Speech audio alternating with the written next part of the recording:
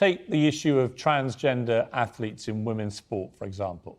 So what I'm taking it specifically to say the issue of transgender athletes in women's sport, which I think has, in an attempt to provide fairness and equality for trans athletes, in women's sport, it doesn't apply the other way in men's sport. In women's sport, it's created a new inequality and unfairness where you have trans women born with superior, powerful male biological bodies who are beginning to beat women with comfortable ease in many sports, and yet they were very unsuccessful comparatively when they competed against other biological males as they were before they transitioned. So my question, I guess, there is, isn't that a clear case where science has to be the determining factor? Because if you remove that from this equation, then you end up with gender-neutral Olympics and women don't ever win an Olympic medal again.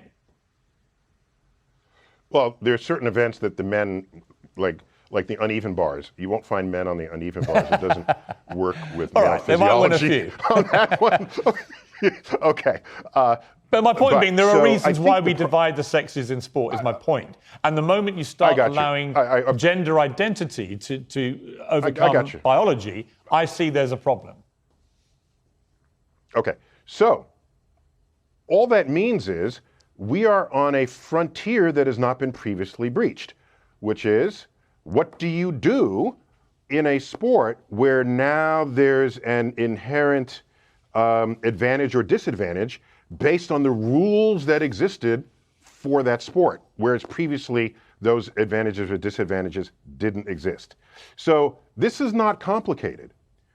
In high school, in college, and a little bit of graduate school, I wrestled. Okay, I was captain of my high school wrestling team and undefeated. I weighed in high school 190 pounds. Do I wrestle the 125 pounder? No, that would be unfair because I'm 65 pounds heavier, twice as strong, and maybe even faster.